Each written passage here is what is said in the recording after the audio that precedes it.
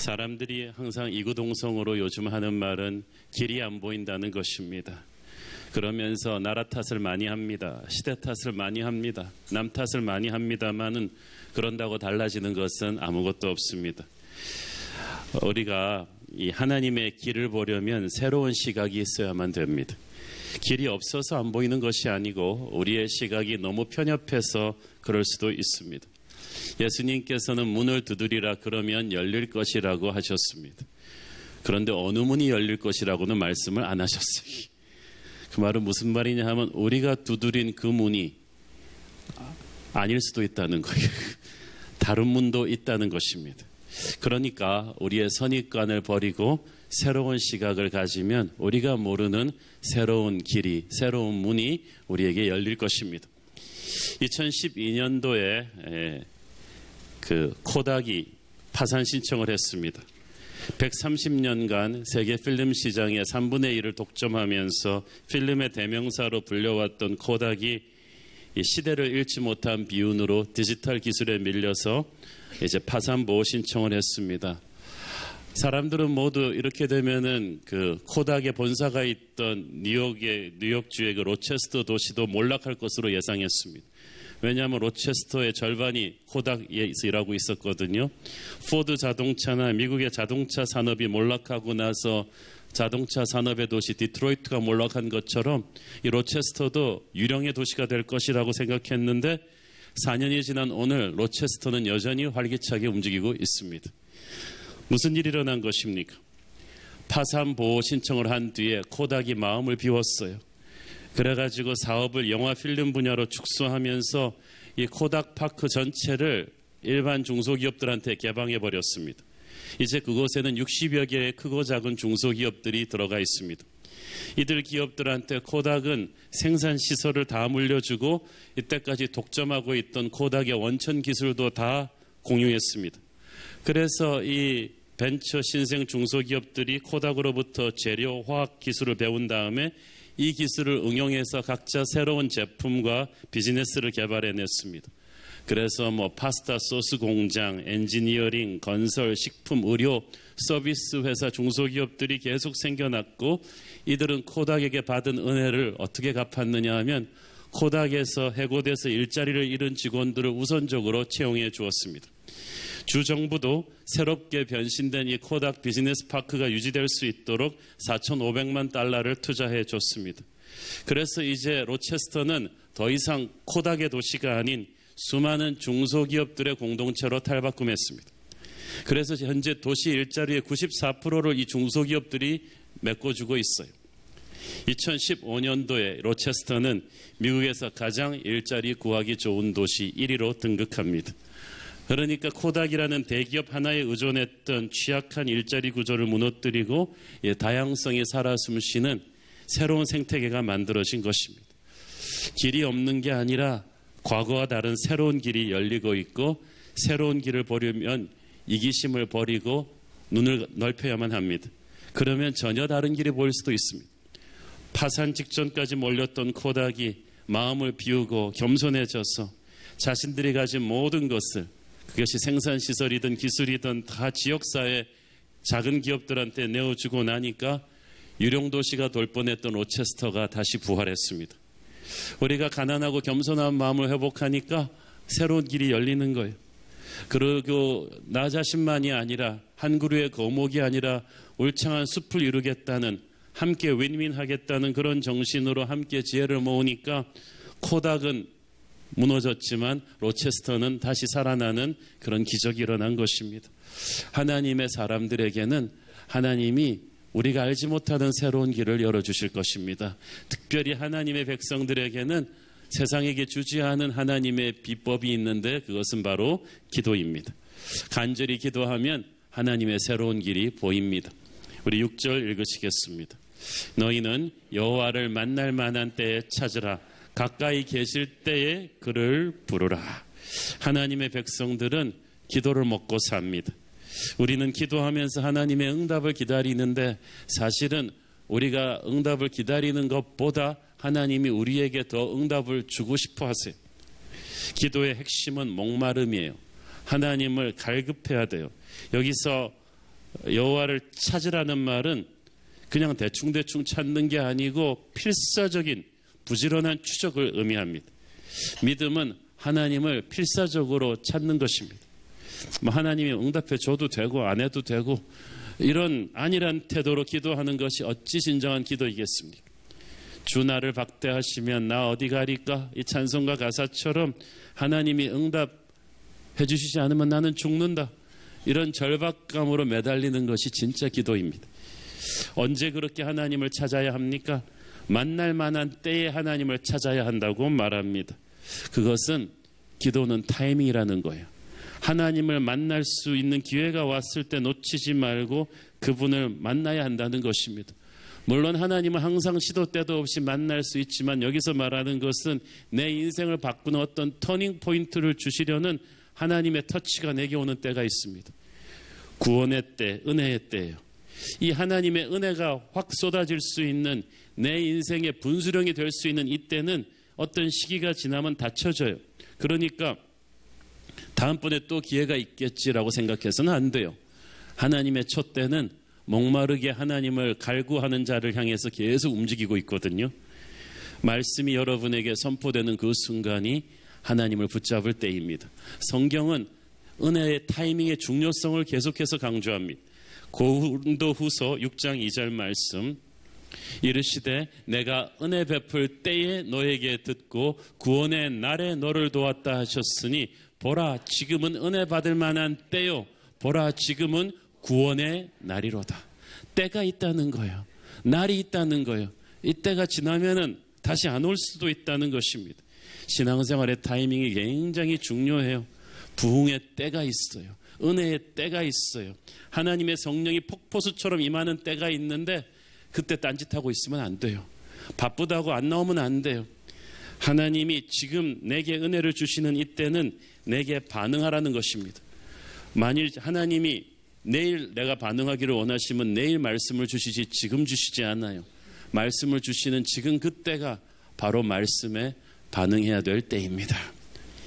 예수 믿기 전에 우리는 하나님을 구원받기 위해서 찾았지만 예수 믿고 나서는 이제 구원의 능력을 누리기 위해서 끊임없이 하나님을 목말라 해야 됩니다. 갈구해야만 됩니다. 최고의 하나님을 한번 체험한 사람이 어찌 세상이 주는 즐거움 따위로 만족하겠습니까? 우리가 죄인이었을 때는, 영적으로 눈이 없을 때는 하나님을 찾을 줄도 몰랐어요. 그냥 내가 열심히 노력했죠.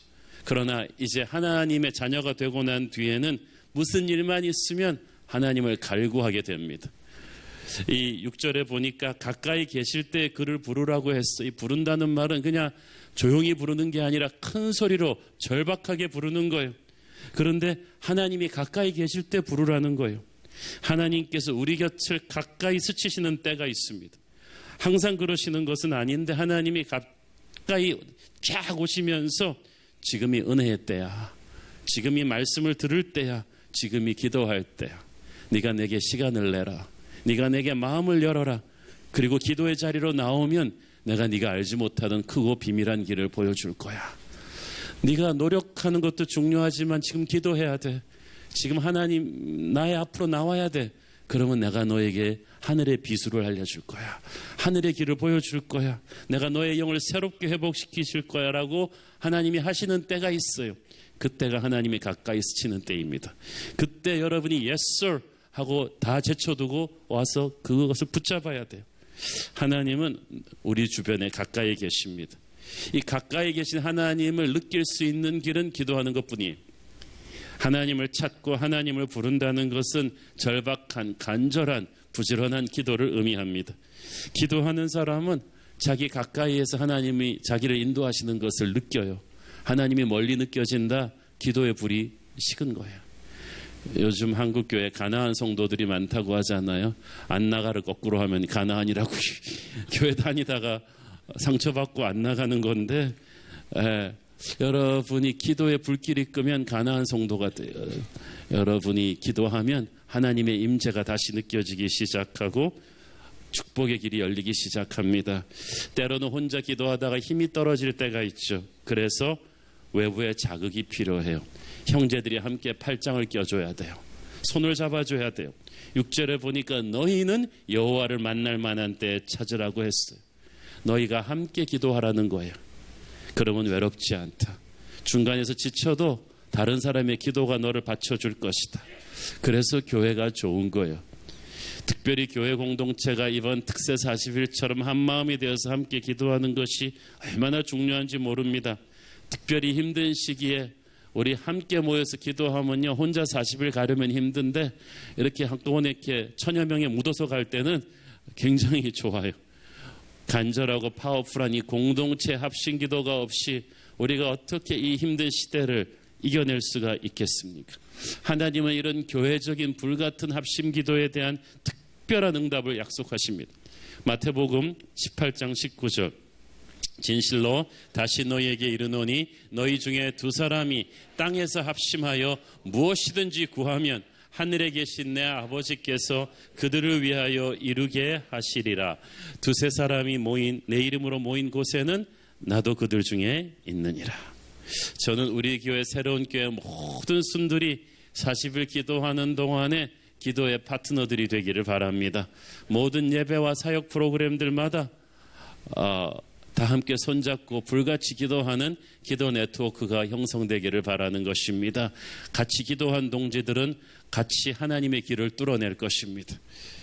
우리가 하나님의 길을 갈 때 또 조건이 있어요. 회개해야지 하나님의 길이 보이고요. 회개해서 깨끗해진 사람만이 그 길을 걸어갈 수가 있어요. 7절 읽습니다. 악인은 그의 길을, 불의한 자는 그의 생각을 버리고 여호와께로 돌아오라. 그리하면 그가 긍휼히 여기시리라. 우리 하나님께로 돌아오라. 그가 너그럽게 용서하시리라. 비행기 탈 때 우리가 무기류와 폭발류 같은 거 다 버리고 타야 하듯이 하나님의 길로 가기 위해서는, 하나님의 응답을 받기 위해서는, 하나님의 길을 볼 수 있기 위해서는 죄를 버려야 돼요. 악인의 길과 불의한 생각을 버리라고 하십니다.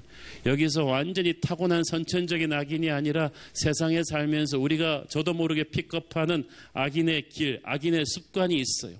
세상적인 삶의 습관들을 툭툭 픽업해 오는데 그걸 빨리빨리 버리라는 거예요.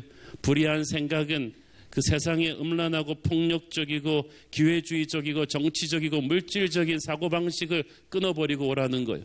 우리가 금방금방 물드니까 우리가 예수 믿으면서도 세상적인 사고방식에 금방금방 전염이 돼요. 그래서 돈으로 문제를 해결하려 하고 인맥으로 문제를 해결하게 하고 이렇게 막 거짓으로 문제를 해결하려 하는 이런 생각과 방법을 버리고 와야 하나님의 기적의 역사가 너에게 임할 거라는 거예요. 우리가 하나님의 축복을 갈구하고 응답을 간구하지만요, 축복과 능력과 응답을 죄를 끌어안고 받을 수는 없어요. 더러운 컵에 물을 부어주지 않듯이 여러분이 죄를 끌어안은 채로 하나님의 길을 걸어갈 수는 없습니다. 반드시 버려야만 합니다. 죄를 버리느냐 안 버리느냐는 그 사람의 영적인 운명을 갈라버릴 거예요. 왜냐하면 길이 언젠가를 알면서도 이 죄를 끌어안고는 갈 수가 없는데 이 죄적인 사고방식을 버릴 수가 없어서 하나님의 축복의 길을 밟지를 못해요. 그러면 운명이 바뀌어요. 에스겔 18장 31절, 너희는 너희가 범한 모든 죄악을 버리고 마음과 영을 새롭게 할지어다. 이스라엘 족속아, 너희가 어찌하여 죽고자 하느냐. 죄를 안 버리면 어떻게 돼요? 죽을 것이다. 영이 새로워지지 못할 것이다. 그래서 회개해야 되는 거예요. 하나님의 길을 가려면 회개를 해야 되는데 회개는 죄를 버리고 은혜를 채우는 것입니다. 옛사람을 버리고 새사람을 채우는 거예요. 성경 곳곳에 보면 하나님께서 이스라엘 백성들을 운명을 바꿔주실 때, 새 길을 열어주실 때 반드시 요구하는 게 있습니다. 회개입니다. 회개하면 죄가 씻겨져 나가고 그러면 하나님의 축복의 강물이 밀려든다고 약속하십니다. 하나님의 축복의 강물이 수도꼭지에 가득 찬 물처럼 스탠바이 하고 있는데 이게 수도꼭지 밸브가 잠겨 있어요. 그 밸브를 여는 것이 바로 회개입니다. 그러므로 축복의 강물이 내게 쏟아들지 못하는 것은 하나님의 책임이 아니라 나의 강팍한 마음이에요. 회개하면 역사가 시작됩니다. 사도행전 3장 19절. 그러므로 너희가 회개하고 돌이켜 너희 죄 없이 함을 받으라. 이같이 하면 새롭게 되는 날이 주 앞으로부터 이를 것이요. 회개 없는 회복은 없어요. 회개 없는 새 역사는 없어요. 회개 없는 새로운 운명은 이루어지지가 않아요. 하나님은 회개하는 자는 반드시 긍휼히 여겨주시고 용서하실 것이라고 했습니다. 이 축복을 몰라서 많은 사람들이 회개를 주저해요. 마귀가 너 죄를 고백하면 하나님이 가만두지 않을 거라고 속이기 때문이거든요. 그러나 그렇지 않아요. 하나님은 심판하시기 위해서 회개하라는 것이 아니라 은혜 주시기 위해서 회개하라는 것입니다. 회개는 하나님과의 첫사랑을 회복하는 것입니다. 처음 주님을 만났을 때 그 초심을 다시 찾는 거예요. 초심을 다시 찾는 것은 너무나 중요합니다. 현재 전 세계에서 매주 6천만 명이 찾는 세계 최고의 커피 전문점은 스타벅스입니다. 제1의 공간은 집, 제2의 공간은 직장, 제3의 공간은 스타벅스. 자부심이 대단한 기업입니다. 하지만 그런 스타벅스도 한때 장사가 너무 잘 된다고 교만했어요. 그래서 과도한 확장 전략으로 인해서 너무 오버했어요. 가격도 막 올리고 그래서 정체성이 흔들려 버렸어요. 막강한 후발주자들이 추격해 오면서 급기야 실적이 부진해졌습니다. 위기가 왔어요. 2008년도에 창업자 하워드 슐츠가 스타벅스 경영 일선에 다시 복귀했습니다. 슐츠가 복귀하자마자 가장 먼저 이 조직의 체질 개선을 위해서 외친 구호가 뭔지 아세요? Refocus to coffee. 다시 커피로. 그래서 800개 매장을 닫고 4천여 명의 직원을 내보내면서 600만 달러의 그 손해를 감수하면서 바리스타들을 전부 재교육시켰어요. 커피를 사랑하고 커피를 사랑하는 사람들을 존중했던 스타벅스의 정신을 다시 회복해야 된다. Refocus to coffee. 다시 커피로를 외치면서 스타벅스가 초심을 회복했듯이 동력을 잃어버린 한국 교회가 지금 외쳐야 될 구호는 Refocus to Jesus. 다시 예수님에게로. 말씀과 기도로 다시 돌아가는 거야. 초심을 회복하는 회개 운동이 변화의 시작인 줄로 믿습니다. 그때 하나님은 차원이 다른 축복의 길을 열어주십니다. 8절 9절 읽습니다. 이는 내 생각이 너희의 생각과 다르며 내 길은 너희의 길과 다름이니라. 여호와의 말씀이니라. 이는 하늘이 땅보다 높음같이 내 길은 너희의 길보다 높으며 내 생각은 너희의 생각보다 높음이니라. 당시 이스라엘 사람들은 길이 없을 거라고 생각했어요. 왜냐하면 자기들이 하나님이라도 자기들 같은 죄인들 용서 안 하거든요. 이렇게 의성 숭배하고 배은망덕한 사람들을 어떻게 용서하실 수가 있을까? 우리가 하나님 수준에서 생각 안 하고 우리 수준에서 하나님 생각하니까 우리를 용서 안 할 거라고 생각해요. 또 그들은 생각했습니다. 하나님이 용서하신다 한들 저 막강한 바벨론이 언제 망할 것이냐. 바벨론이 그 당시 망한다는 것은 요즘 미국, 중국이 망한다고 생각하는 것처럼 요원한 일이었어요. 그리고 바벨론이 망한다 한들 새로운 제국이 들어서도 이 엄청난 포로들을, 이 공짜 노예 인력을 어떻게 그냥 풀어주겠는가. 게다가 전 세계에 흩어져 있는 노예들을 누가 다 모아서 우리나라로 돌려보내준단 말인가. 그들이 아무리 머리를 굴려봐도 하나님이 자기들의 미래를 풀어줄 수가 없어요. 그래서 이들의 문제는 자꾸 하나님을 걱정해 드리는 거예요. 어떻게 하나님이 이 문제를 해결해 주실까 하고 막 걱정해 주는 게 우리들이에요. 머리도 안 좋으면서 계속 하나님을 막 걱정해 드려요. 머리가 안 좋은 사람이 좋은 사람을 걱정해 주는 건 상당히 안타까운 일입니다. 그런데 하나님은 우리와 다른 수준의 게임을 하고 계세요. 어저께 우리가 송구영신 예배 때 얘기했잖아요. 바둑 프로 구단은 바둑 초보가 보지 못하는 수를 수십 개를 봅니다. 길이 없다고 하지만 우리 수준의 길이 없는 것이 하나님 수준에서는 우리가 모르는 수십 수백 개의 길이 있습니다. 그래서 바둑의 고수를 신산이라고 합니다. 신의 경지에서 이 셈을 한다는 거예요. 우리가 절박한 상황에서 살려달라고 기도할 때마다 어떻게 하나님이 살려주실 것인지에 대해서는 별로 상상하지 마세요. 그냥 하나님의 수가 있을 거라고 그냥 믿으세요. 우리가 보지 못하는 수가 있음을 믿고 그 빈칸을 하나님이 채우시도록 회개하고 기도했으면 온전히 그 길의 디자인을 하나님께 맡겨드리십시오. 믿음이 성숙한 사람은 그래서 하나님과 자기의 수준차를 항상 인정하고 살아요. 그래서 자기 인생이 자기 원하는 대로 풀리지 않아도 갈등하지 않아요. 여러분의 미래, 여러분의 생각대로 안 풀립니다. 더 잘 풀립니다. 왜냐하면 하나님이 여러분을 사랑하시니까. 그래서 그 하나님의 그 위대한 계획을 위해서 때로는 우리가 생각하기에 가장 좋은 일들이 우리에게 안 일어날 수가 있어요. 우리가 생각하기에 반드시 열려야 되는 이 문들을 하나님이 닫아버릴 때가 있는데 그때는 정말 고통스럽죠. 내가 너무나 공들였던 사업이 실패하는 거예요. 너무나 믿었던 사람에게 배신당하는 거예요. 가까운 사람이 떠나는 거예요. 이건 정말 원하지 않았던 일이고 하늘이 원망스러운 일들인데 세월이 지나면 하나님의 선하시고 은혜로운 축복이었다는 걸 깨닫게 돼요. 여러분, 메이저리그의 가장 위대한 계약은 이루어지지 않은 계약들이에요. 마찬가지로 우리 인생의 가장 위대한 기도 응답들은 하나님이 응답해 주지 않았던, 하나님이 노하셨던 것들일 거예요. 때로는요, 돌이켜보면 그때 10년 전에 내가 그토록 열고 싶었던 문이 열렸더라면 큰일 날 뻔했던 게 있었어요. 그때는 하나님이 원망스러운데 지금 돌이켜보니까 다쳤던 게 얼마나 감사한지. 그때는 그 여자랑 결혼하지 않으면 그냥 죽겠다고 생각했는데 10년, 20년 지나서 보니까 그때 결혼했으면 큰일 날 뻔했던 그런 일이 있어요.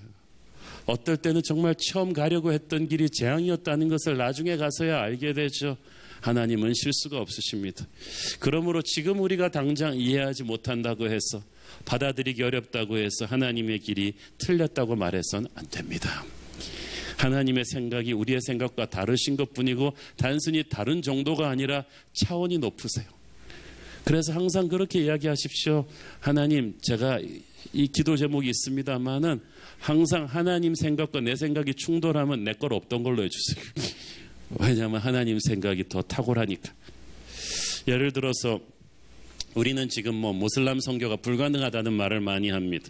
왜냐하면 우리의 편협한 생각으로는 모슬람 국가로 비자를 개신교 선교사가 내서 들어가기가 불가능하거든요. 그런데 또 다른 각도의 선교가 있었어요. 세계복음주의 연맹의 조사에 의하면 무슬람권 중동에서는 필리핀 가정부를 통해서 그리스도교로 돌아온 사람이 선교사를 통해서 들어온 사람보다 몇십 배 된다는 거예요. 모든 이슬람 중동 잘 사는 나라들마다 있는 필리핀 가정부들을 어떻게 맡겼어요? 평신도들을 자비량 전문인 선교사로 훈련해서 단기간에 그들의 전문직을 활용하면 기존의 목회자 선교사를 이용하던 전통적인 방법보다 훨씬 뛰어나다는 것을 하나님께서 세계 곳곳에서 보여주고 계세요. 또 유럽 국가들이 모스크가 많이 세워지고 서구 유럽 국가들이 급속도로 모슬람화하는 것에 대해서 선교사들이 우려를 많이 표시합니다. 그런데 방어적으로만 생각하면 그런데 유럽이 모슬람화되는 것만 생각하니까 그렇죠. 모슬람 국가 한가운데 그들이 기독교화되는 걸 생각을 안 하고 있어요. 지금 이란 같은 철옹성 같은 무슬람 국가 안에도 지하교인들이 100만 명이 넘어요. 엄청난 하나님의 역사가 벌어지고 있어요. 독일에 이민 와 있는 이란인들은 아주 엘리트들인데 그들이 1년에도 수천 명씩 세례받고 있어요. 이게 지금 독일 교회 충격이라고 합니다. 독일 사람들은 세례를 안 받는데 이슬람, 이란 사람들이 수천 명씩 세례를 받고 있어요. 하나님의 역사는 결코 사그라들지 않았습니다. 우리가 알지 못하던 곳에서 생각하지도 못한 방법으로 하나님의 역사는 계속되고 있기 때문에 우리의 단편적인 생각으로 길이 없다고 말하지 말라는 거예요. 하나님의 길을 가면 반드시 말씀이 성취되는 것을 경험할 것입니다. 10절 11절 읽습니다. 이는 비와 눈이 하늘로부터 내려서 그리로 되돌아가지 아니하고 땅을 적셔서 소출이 나게 하며 싹이 나게 하며 파종하는 자에게는 종자를 주며 먹는 자에게는 양식을 줌과 같이 내 입에서 나가는 말도 이와 같이 헛되이 내게로 되돌아오지 아니하고 나의 기뻐하는 뜻을 이루며 내가 보낸 일에 형통함이니라. 아멘. 비가 하늘에서 내렸을 때는 하나님의 목적을 갖고 내렸다는 거예요. 반드시 땅에 적셔서 식물을 자라게 하는 목적을 이루기까지는 다시 되돌아가지 않듯이 하나님의 말씀이 우리에게 떨어졌을 때는 그 말씀이 우리를 살리고 회복시키고 부흥시키기 위한 목적을 갖고 내렸어요. 그 목적을 이루기 전까지 하나님의 말씀은 되돌아가지 않습니다.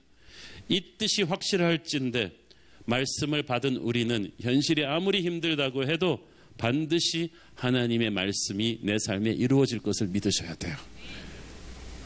회복된 하나님의 백성들은 그래서 하루하루 살아가면서 하나님의 길을 걸을 때마다 한 걸음씩 걸을 때마다 하나님의 말씀이 자기의 삶에서 이루어지는 것을 느끼게 될 것입니다. 그걸 느끼게 되는데 어떻게 설교 시간에 좁니까? 오늘 들은 이 말씀이 여러분 집에 가는 길에 이루어질 수도 있는데 졸면서 들은 말씀 말고 그냥 쌩쌩한 정신으로 들은 말씀.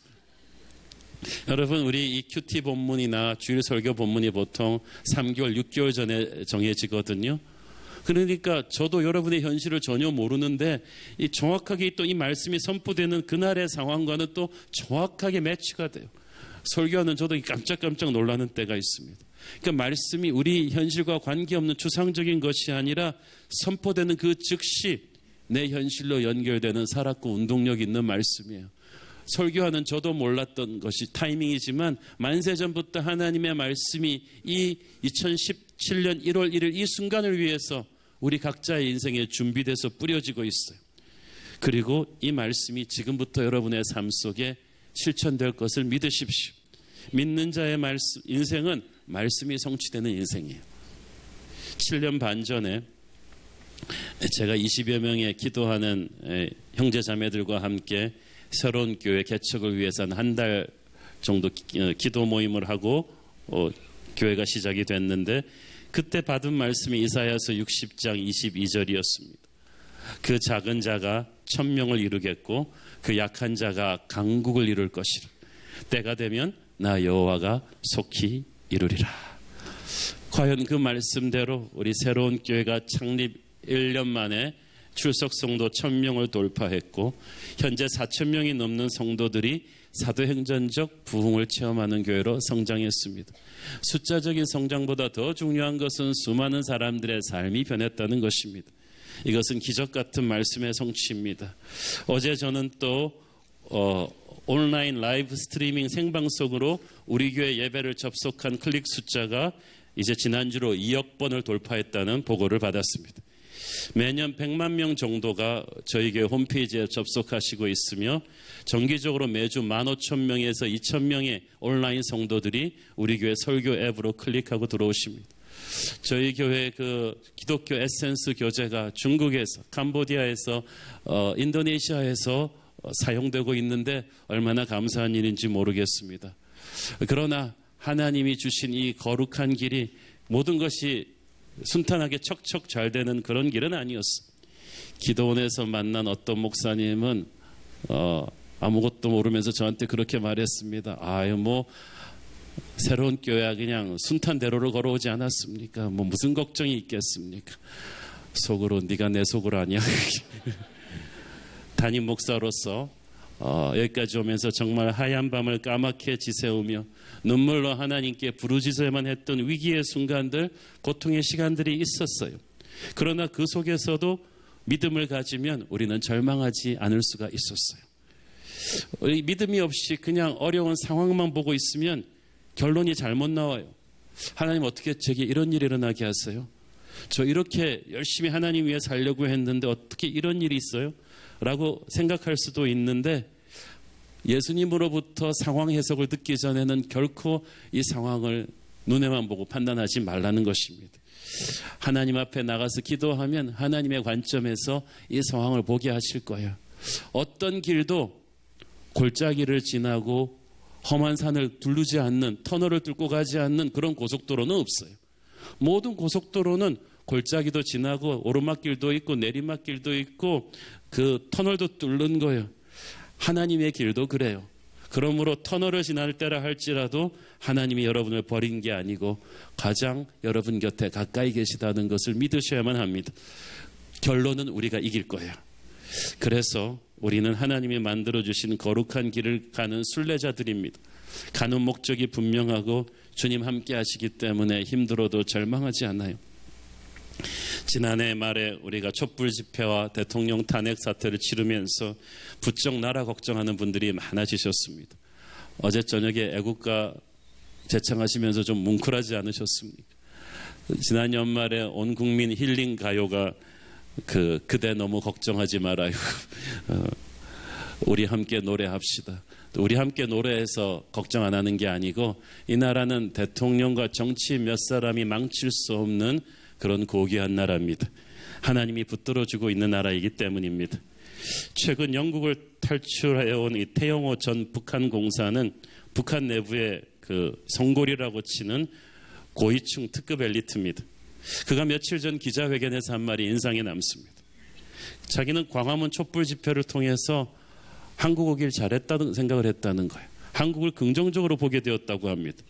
왜냐하면 이 최고 권력자를 대상으로 이렇게 대규모 집회가 일어나는데 나라가 망하지도 않고 국가 시스템이 정상적으로 돌아가는 데 대해서 충격을 받았다는 것입니다.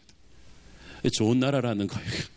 이것은 단순히 우리 시민의식이 우수해서도 아니고 주한미군이 지켜주기 때문도 아니고 애국가 후렴가사처럼 정말 하나님이 보호하시는 나라이기 때문입니다. 우리가 나라 기도를 많이 해야 돼요. 우리가 하나님의 길을 가면 하늘의 기쁨으로 충만해집니다. 12절 읽습니다.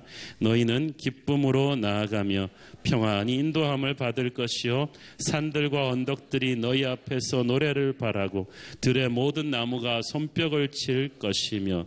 진짜 산들과 언덕이 진짜로 노래하고 나무가 손뼉을 치는 영화 반지의 제왕 같은 그런 일이 일어나는 게 아니고 영적 기쁨이 너무 충만하니까 세상이 춤추는 것처럼 노래하는 것처럼 느껴진다는 뜻입니다.